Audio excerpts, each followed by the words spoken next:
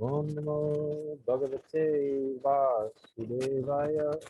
Om Namo Bhagavate Vasudevaya. Om Namo Bhagavate Vasudevaya. Okay, so I'm going to share my screen here. Yeah, there we go. Okay, so actually, before we start this, I just wanted to go over, just run over a little quick overview of what we've covered so far in the Sri Isopanisad. Just from the beginning, just the main concept. So first, God is complete. The absolute, let's say the absolute truth is complete, and everything that comes from him is complete. And incompleteness is experienced due to incomplete knowledge. So the absolute's complete, and it's mentioned there, he's made a complete arrangement in nature for everybody's well-being. And this is the first mantra deals with this principle of how God is the proprietor of everything, and he's actually a very good proprietor. He actually doesn't need anything for himself, and he just divides everything up equally. And that's the concept of quota, that everybody gets their quota. So everybody gets what they need. So by his arrangement, there's enough for everyone. But so the next concept is that the human form of life isn't just meant for having our material necessities met. So that arrangement is there in nature, but human life is meant for more than that. Human life is actually meant for self-realization. It's meant for developing God consciousness. And so then following that, there's a few mantras, and one of the mantras we'll deal with today also talks about that. So if you want to be God conscious, one aspect of God consciousness is you have to know who God is. So then there was some description of the different inconceivable potency of God, and how all seeming contradictions, they're resolved in the person of the absolute truth. And also in today's mantra, the first mantra, and yes, last week's last mantra is dealing with the perception of the self-realized soul and the effects, the result of having that perception. So that's just kind of quickly the things that we've covered so far in the Sri Isopanisad. So we're going to start with mantra 7 here. And you can see my screen? Okay? Yeah? Okay. Mantra 7 says, one who always sees all living entities as spiritual sparks, in quality one with the Lord, becomes a true knower of things. What then can be illusion or anxiety for him? So in the Sanskrit, so yeah, in the Sanskrit, the two words used that I'm going to focus on to begin with are ekatvam anupashyataha. So ekatvam means oneness. And this is, if you go into the Vedic schools of philosophy, if you go into New Age spiritualism, oneness is a big concept. So this ekatvam, this is something that this oneness, this concept of oneness comes up a lot in the Vedic literature, in spiritual circles. It's something that is brought out a lot, and it's also something that is this oneness is understood in different ways depending on the school of philosophy that we're hearing from. So the interesting thing about this is that it says ekatvam anupashyataha. So this word came up actually in the last mantra also, anupashyati. So anupashyati, anu means to follow, and pashyati means to see. So the idea is, the Vedic idea is that we don't see with our eyes, because our eyes are, they have defects. We can see to some extent, but in terms of seeing the absolute truth or seeing the truth of things, then our eyes are limited and they won't give us a full understanding of the truth. So anupashyati means to understand things or to see things following the self-realized souls, following how the self-realized souls see it, and following how Vedas describe it.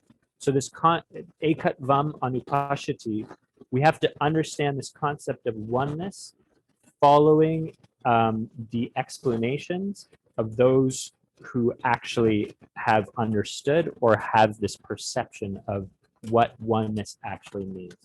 So we're going to get into that in this mantra. I wanted to start with this concept of anupashyati a little bit, because I think it's very important. There are, so in terms anupashyati, we're talking about how we acquire knowledge. So essentially there's three ways in which we acquire knowledge. The common way in the modern world is empirically, which means we acquire knowledge through our senses. And so this is what the scientific method is based on, is whatever we can perceive with our senses, this is what we take as knowledge. So that's one way of acquiring knowledge. It has its limitations, obviously, because our senses have limitations. The next way of acquiring knowledge is, so that's, yeah, anyway, there's Sanskrit words, but it's fine, is by logic or inference. So this is where the philosophers come in, the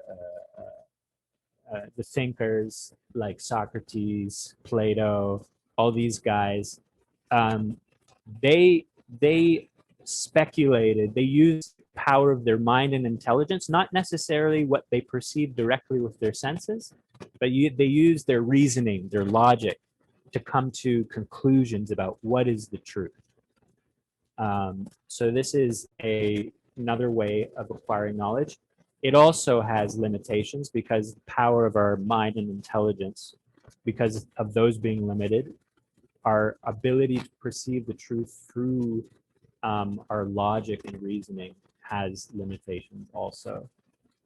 And the last one is to hear from authority. So actually this is, it's something that we do quite frequently. We go to school, we sit, we hear from the teacher, we read the textbook, we read about people who have done the experiments, we read about people who have come to the logical conclusions, but we ourselves are just hearing. So we're accepting the knowledge based on, we put faith that, okay, this is, because this is what this guy came to, then I'm accepting this as the truth. So this is the third way of acquiring knowledge, is through hearing from authority. So obviously, if the authorities that we're hearing from are getting their knowledge from either their sensual perception or from their logic and reasoning, then the knowledge that we're getting is going to be limited. Even though we're getting it from authority, we're getting it from that authority, their logic and reason, or their knowledge is limited because it's still based on this sensual perception or logic and reasoning. So in the Vedic system, is to hear from authority, but it's to hear from the right authority or the perfect authority, the either the self-realized souls or from the source of knowledge itself or himself. So just before I get into that, I just want to also make the point that we can see that in these three systems of acquiring knowledge, that the point, like the point of science, the ultimate goal of science is to find the root or the source of everything. And that's, we get our evolution theory, we get our Big Bang theory. So the ultimate goal of science is to try to find out the root. Same with logic and reasoning. They're trying to find out what's the truth. Where does it all come from? What's the ultimate truth here? And similarly with, well, authority, this is what the Vedas are giving. So just on the concept of knowledge, so we have, anyway, first, yeah, we have these three systems of acquiring knowledge. One point that is really, I find very important to understand is that in terms of our position as living entities, as conscious beings, is that we are dependent.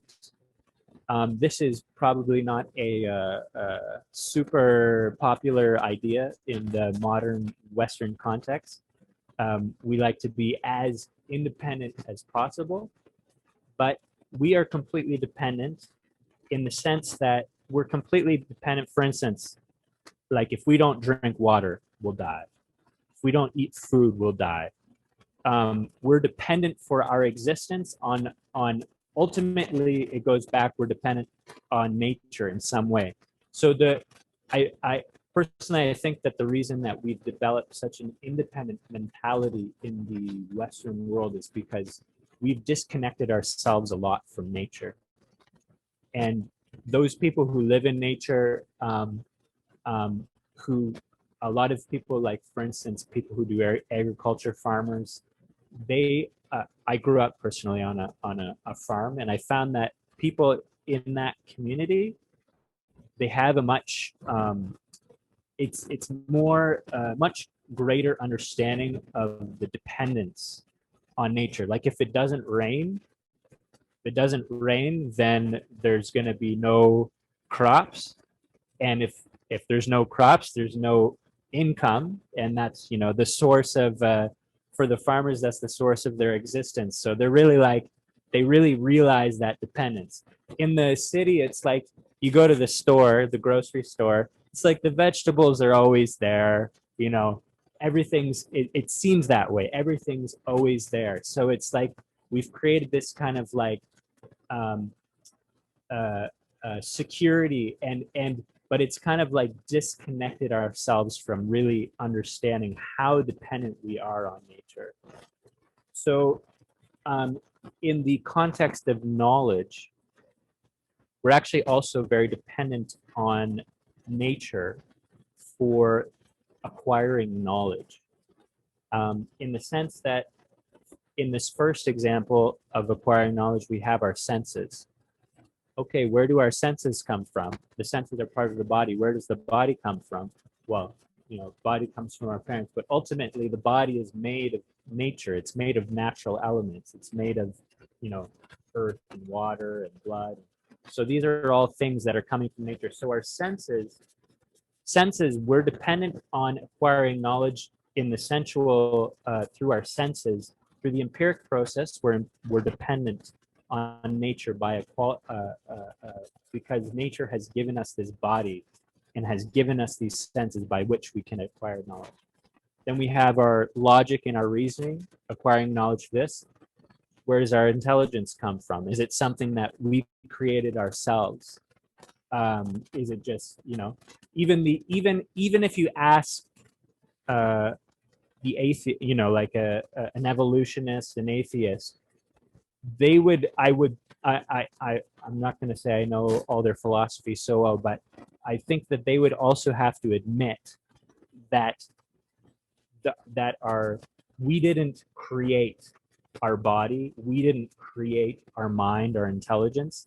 They would probably say, it's a natural consequence of the evolutionary process. But if you link it all back, it's coming from nature. So in terms of our acquiring knowledge, we are dependent on nature. And nature, where does nature come from? Well, according to the Vedic version, this is actually the very first question. The very first question in Sanskrit, it says, Atato Brahma Jigyasa. Now that you have the human form of life, now is the time to inquire into the absolute truth. And then the second, they're called sutras or aphorisms, just little pieces of wisdom. It says, Janmad Yasu Yataha. The absolute truth is that from which everything emanates. So knowledge is included in that. So nature comes, according to the Vedic version, nature comes from the absolute. We're dependent on nature for everything, for our knowledge, for our sustenance. Ultimately, it goes back to the absolute truth. So the best place to get knowledge from is directly from the source. And that's what the Vedic literature is. It's that knowledge that's coming directly from the person of the absolute truth and from the self-realized souls. So this is anupashyati. This is when our knowledge, in terms of the knowledge that the Vedas is giving, it's accepted as perfect knowledge. It has perfect knowledge coming from the perfect source. And so the definitions and the explanations that are given up there, this is the explanations of the truth. So in this mantra, this word oneness or ekatvam is given.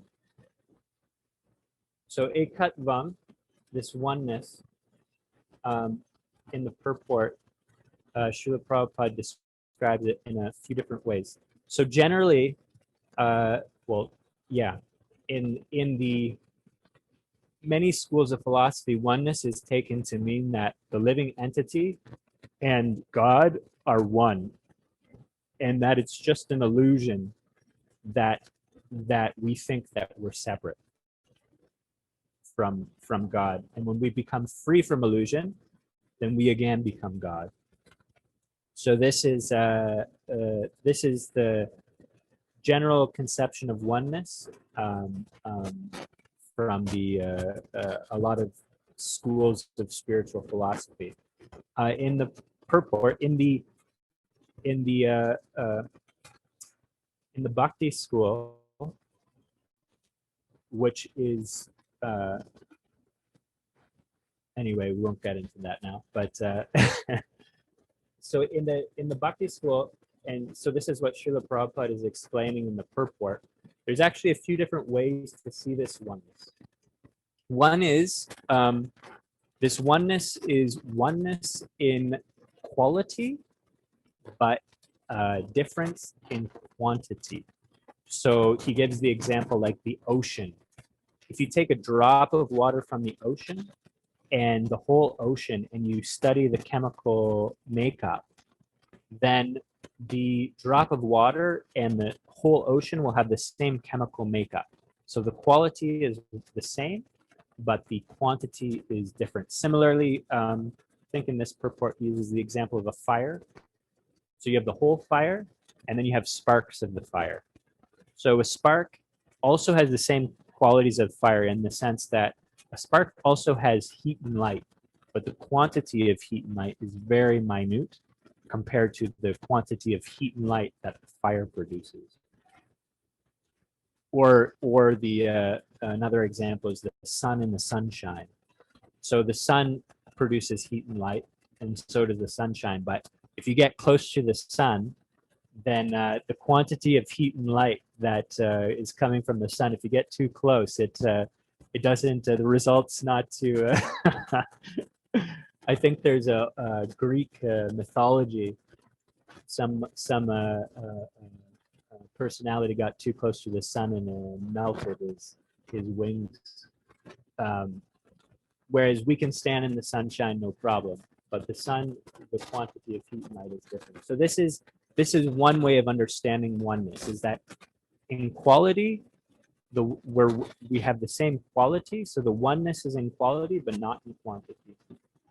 Another way that Srila Prabhupada describes in this purport that we can understand oneness is that, using the example of the fire again, is that the fire, if you have fire, you automatically have heat and light.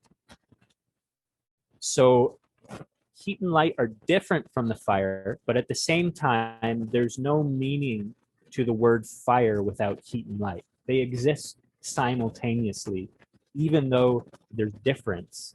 If you analytically, if you analyze it, then there's difference between the heat and light and the fire. So the difference is that the heat and light are the energy, and the fire itself is the energetic. So this is the same with God is the energetic, and everything else is his energy. So he's the source of energy, and everything else is his energy. And so we dealt with this in a previous mantra, how there's three categories of energy: internal energy, the spiritual energy, the living entities, which are called marginal energy, and the external energy. So these are the energies that come from the energetic, or God, or from the absolute.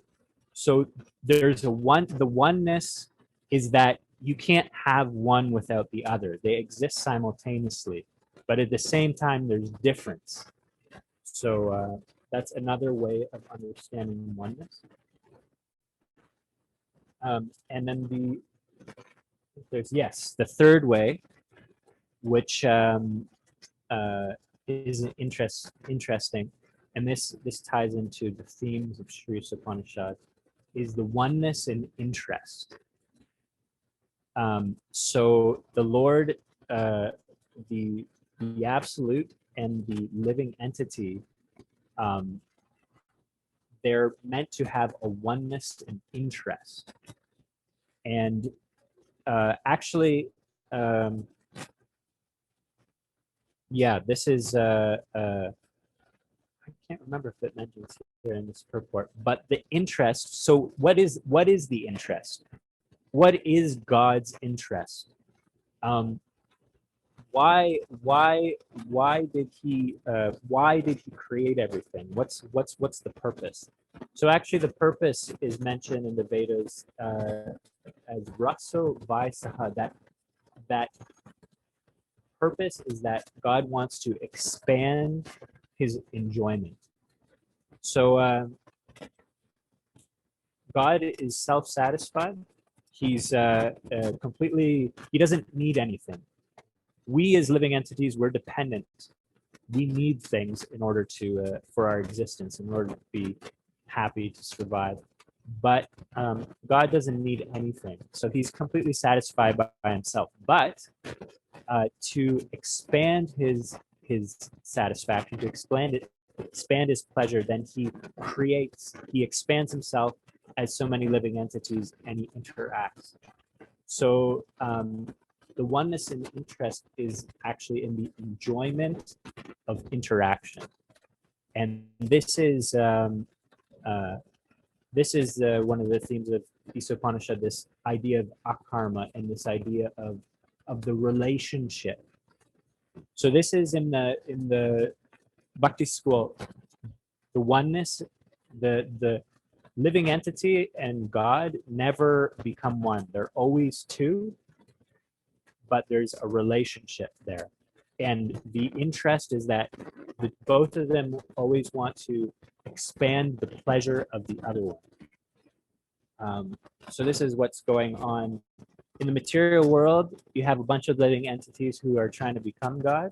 And in the spiritual world, you have a bunch of living entities who are trying to increase God's enjoyment, and he's reciprocating with them. And so it's actually, this is something that's I don't know if it's completely unique, but it's the depth of it is completely unique to the Vedic literature. It describes the personality of the Absolute and his interaction with his devotees. And this is actually what the whole theme of the Shrima Bhagavatam is the Lord and his interaction with devotees. And when we hear about this and when we see it, we start to understand actually how amazing a person that the Supreme is, that the Absolute is, and it increases our desire to want to become involved in interacting with him. So this is another sense of oneness, is in the interest of the oneness and interest. I think Prabhupada gives the example of a family, how a family has a, I don't know if it's such a good example anymore in our present context, the oneness of interest in a family, but but in I know in certain cultures, I know for sure in India that it might be not there so much anymore, but that idea of like a oneness of interest and like the family is a very tight unit. So that example is there. And so just before going on to the next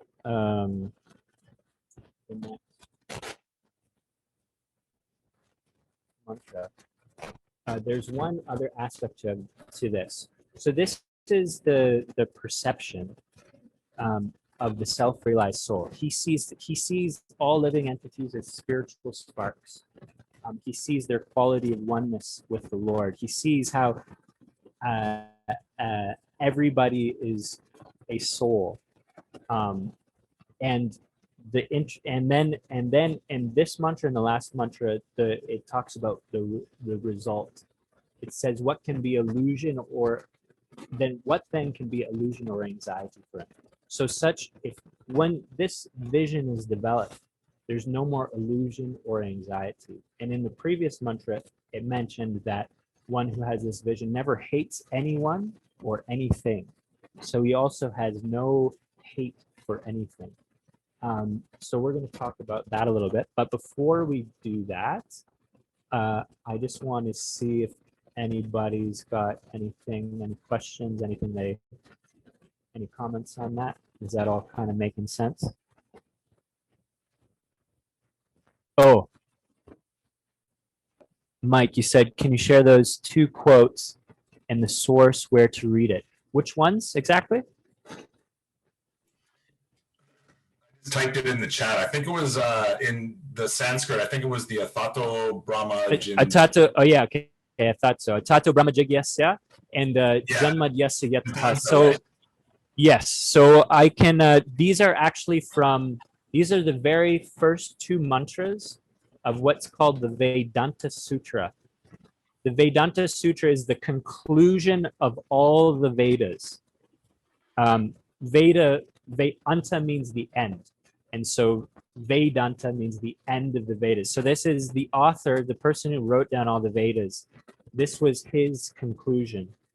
And then the Shrima Bhagavatam is the commentary on the Vedanta Sutra. So the Shrima Bhagavatam actually begins with this, Janmadyasya Yataha. That's the very first mantra in the Shrima Bhagavatam. But these are the first two mantras of the Vedanta Sutra. Yeah, they're really good. Okay. Anything else? Yeah, you're welcome. Okay. If at any point, if anybody's got like a question or anything like that, you can either throw it up in the chat or you can put your hand up. I think it goes like that. Raise your hand. It's in the reactions thing. Okay. So developing this. Oh, I stopped. Yeah, that's a good one too. just share my, actually, I won't share it for now because it's not there on the slide. So the result of developing this vision of seeing all living entities as spiritual sparks is freedom from, in the Sanskrit, it's moha and shoka, which is illusion and anxiety. So anxiety actually arises from illusion. So illusion is when there's a lack of knowledge of the absolute, of the actual situation, then the result is anxiety. And I'm just going to give a few examples, just kind of examples that I thought of. One is my personal example, is I don't know anything about fixing cars. And so whenever I'm driving a car, I'm always in anxiety because I'm thinking, when's this thing gonna break down? Like I just like my ears like super tuned. Like, is anything like any sound off or anything like that? So because I don't know how to fix cars, I have no anxiety. Whereas my friend, he's a mechanic and he's like, he's really good. I can see when he drives a car, he's got no anxiety because he knows knows exactly what's going on, and he knows if something breaks down, he'll be able to work it out, no problem. So anxiety is born out of lack of knowledge. And another example is that I just thought of was as I was thinking about this earlier. Like, for instance, some people, you'll watch, like, say, somebody will watch a horror movie where, like, maybe in the horror movie, like, somebody's knocking at your door and then, like, like, whatever sign opens and whatever happens. So then after the movie, you're sitting there and then somebody knocks at your door and then you're, like, freaking out. You're in so much anxiety, then, like, eventually get yourself to the door and it's like, maybe it's just like the Girl Scouts or something, coming to sell some cookies or something like that. So because of your illusion, you're in all this anxiety. So this is the idea that when we develop actual knowledge, transcendental knowledge, knowledge of the self, knowledge of God, knowledge of the material world, these three things, then what the result of this is that there's no more anxiety. And that's why I threw that up there in the chat at the beginning, to reflect on a time when if you felt like no anxiety or very little anxiety, because that is a really like most of our existence, there's some anxiety going on. What's going to happen? What's basically anxiety is because we don't know what's going to happen in the future. Like, is this going to work out? Is it not going to work? Am I going to be able to get this or whatever? Could be so many things. Or for some people, it's like, am I going to be able to pay my rent? But then for people who have a lot of money, they're in anxiety. But will I lose my money? Is people are going to come steal my money? How do I, So at every stage, it's like there's anxiety, and people that are in a tough situation, you think, oh, if I just had money, then I'll have no anxiety. And people who have money, they have anxiety. So it just there's no material remedy for getting rid of anxiety. And this is actually the very first thing that comes up in the Bhagavad Gita. I'm just going to read here. There's a question that came up. Oh, Damodar says, how about anxiety because of a previous bad experience? How is that due to ignorance? I guess the ignorance is that if you had a bad experience, it's because you didn't have complete knowledge of the situation, what to do, what was the right thing to do, what was the right way to perceive the situation.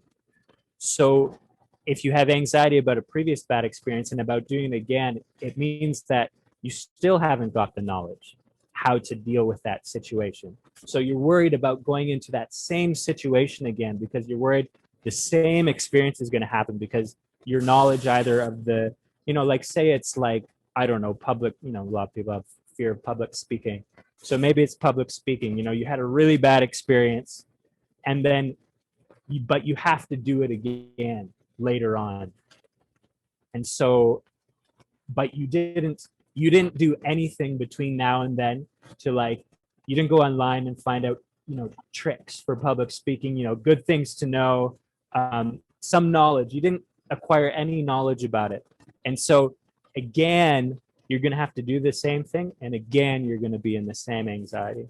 So this is actually, this is the very first thing that Krishna deals with in the Bhagavad Gita when he starts instructing Arjuna. Arjuna is in complete and utter anxiety. He doesn't, one of the main things is that he's in this situation and he doesn't understand how any good will come from it. He's there on the battlefield. He has to fight with his fight to the death with his relatives, his teachers, people that he loves, he respects. They're on both sides of the battle. And so he gets into complete anxiety. He doesn't understand how it is that any good will come from this fight.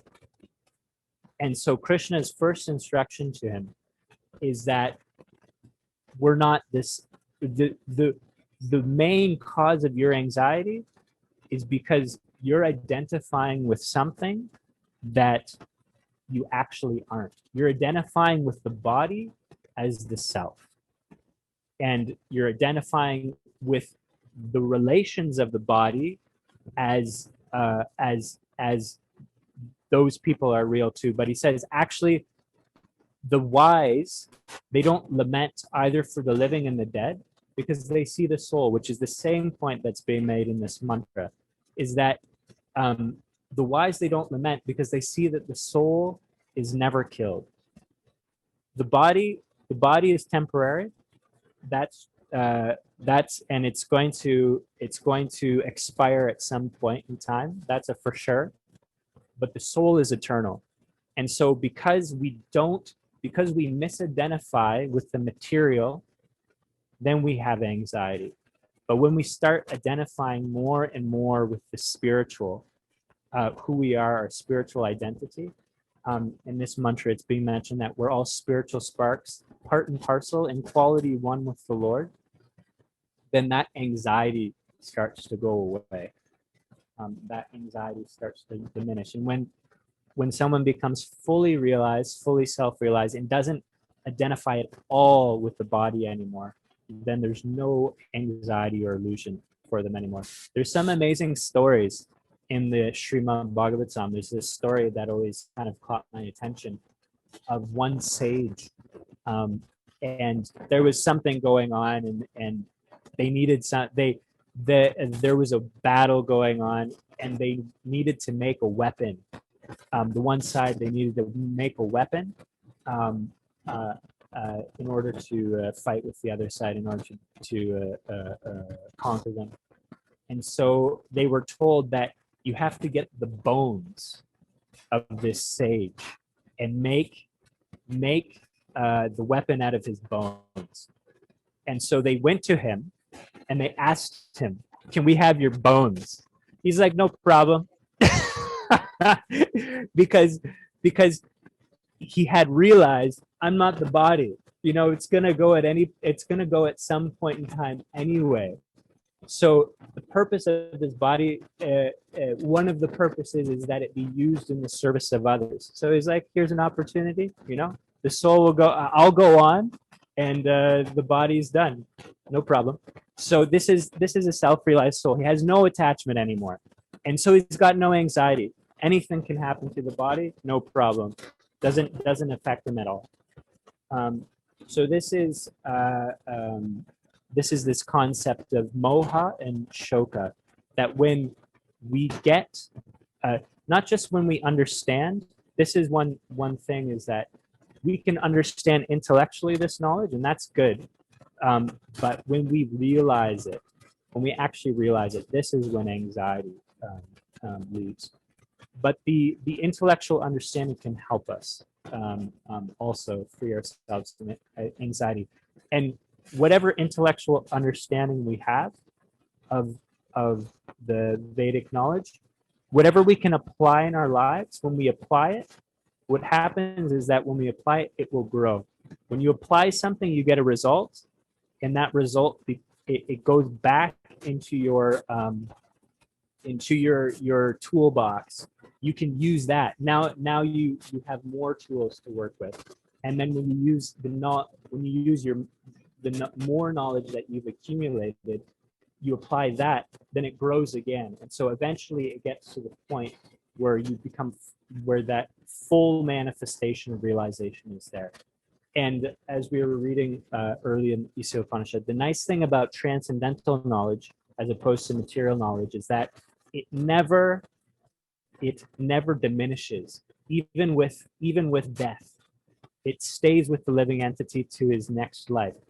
It's if we say we develop our transcendental knowledge 3% or 10% in this life, the next life will start at 10% and will continue from there. So transcendental knowledge, our realization, it's never lost.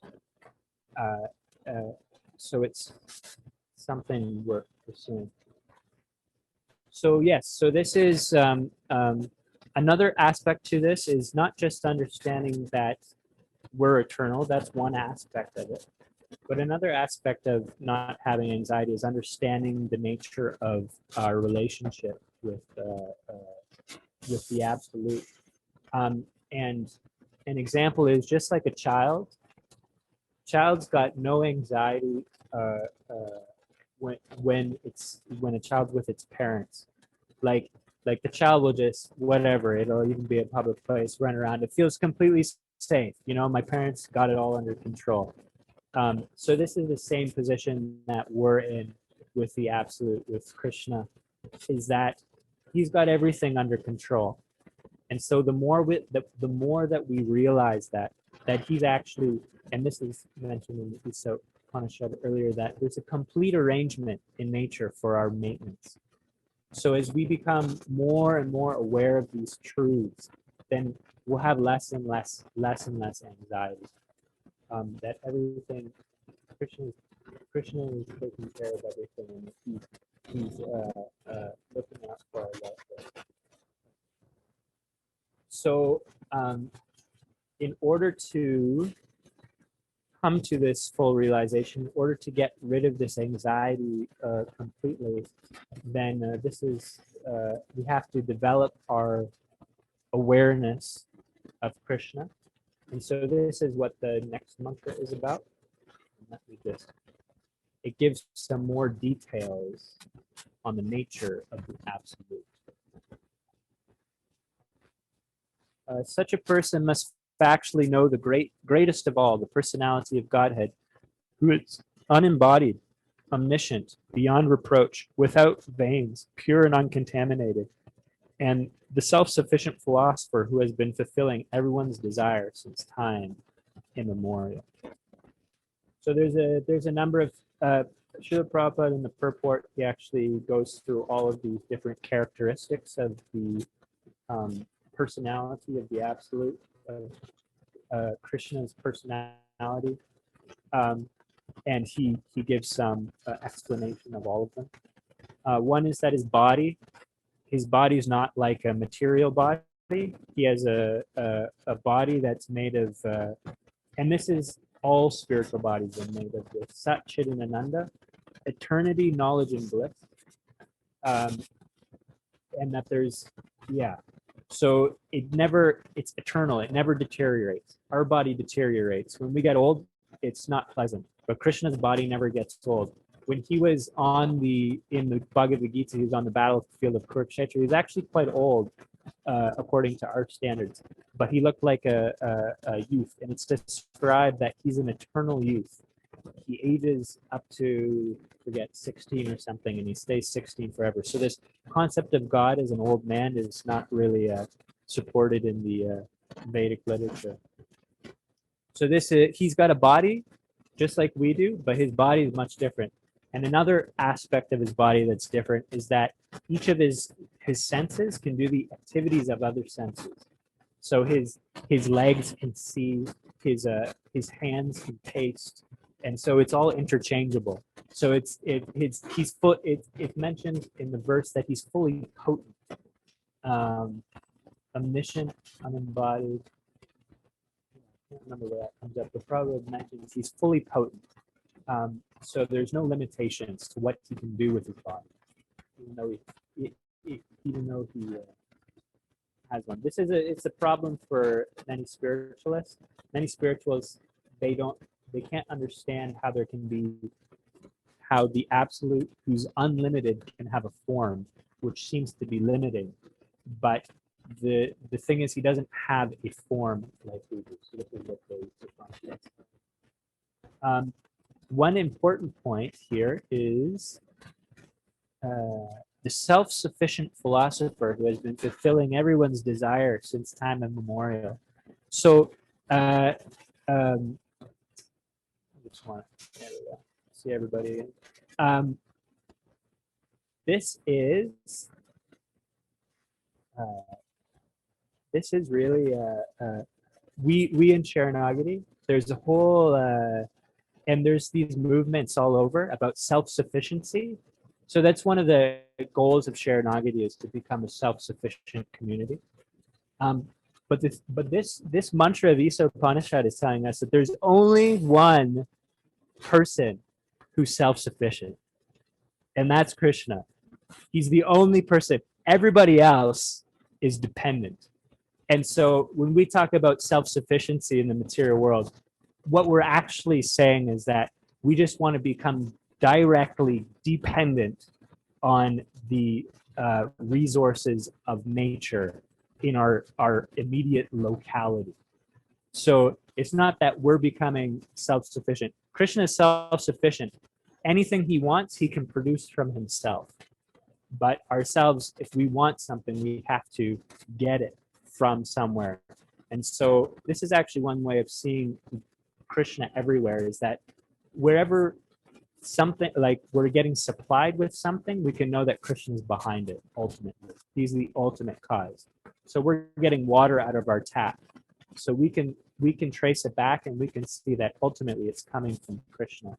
The food we get from the store, if we trace it back, we can see ultimately it's coming from Krishna. So he's the only one who's self-sufficient, and he's been supplying the needs of everyone else since time immemorial. So this is Krishna. This is important. We're learning the difference between who we are and who God is. And this knowledge of the difference between God and the living entity, it helps us understand what is our relationship, and therefore how to act in that relationship. And the last point I just wanted to bring out is Srila Prabhupada brings out is that he's pure and uncontaminated, and he gives the example of the sun, how the sun can evaporate water from a very dirty place, and the water will become pure.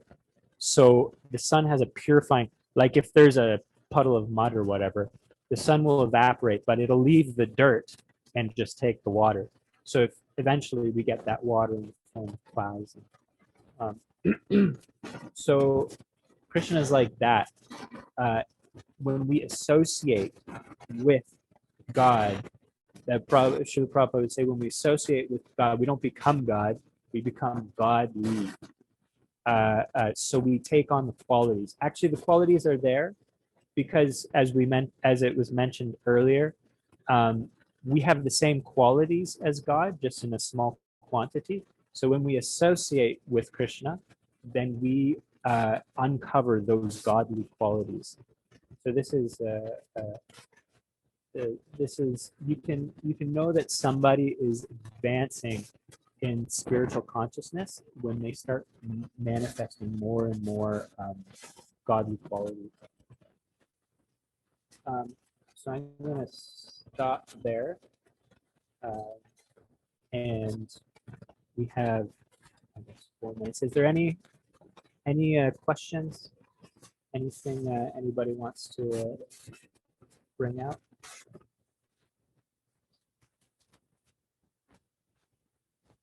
Did that make sense to you guys?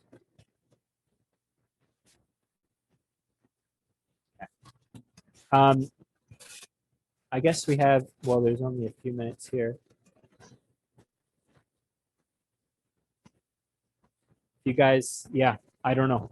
I guess there's some. I just wanted to, Yeah. can you hear me? Yep. Go ahead. I really appreciated your comment about Krishna being the only one who's really self-sufficient. That's very good. Yeah, it's because it's something I've always been attracted to personally, self-sufficiency, but this idea of becoming self-sufficient, like we shouldn't be an illusion about that we on our own can be self-sufficient. We're always dependent.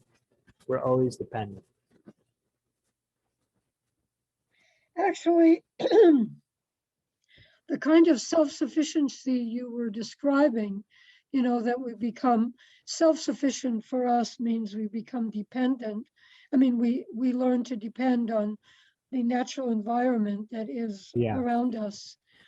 That kind of living, which our society has lost track of, actually is so much more conducive to Krishna consciousness, to God consciousness in general, because when you're dependent like that, if you're dependent on God for rain, or you need the rain for your crops and you're not getting the rain, then you can't just go to the store and and buy what you need. This is how societies used to live. So there was a natural God consciousness. There was a natural awareness of God's presence and his power and how much we need God. There's but we've lost that. I grew up in a farming community, and I've noticed that I would say close to 100% of the people that lived in that area were religious.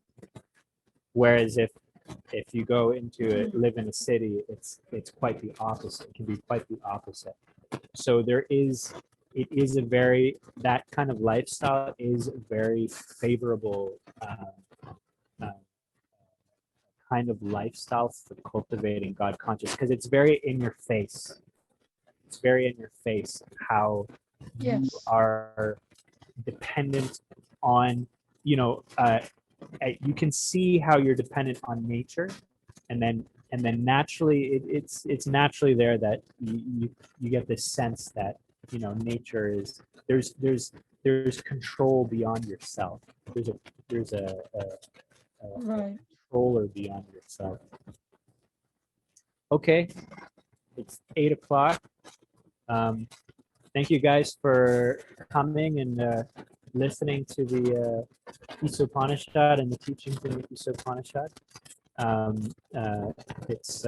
I hope that you're enjoying yourselves, and I know that personally, from trying to understand these teachings, that it's really benefited my personal experience of life. So I'm happy that you're all taking part. Thank you very much. Yeah, thank you. And I guess, okay. Thank you. You're welcome. Hare Krishna. Have a good Hare Krishna. Have a good night. You too. Hare Krishna. Everyone. Thanks so much. Welcome.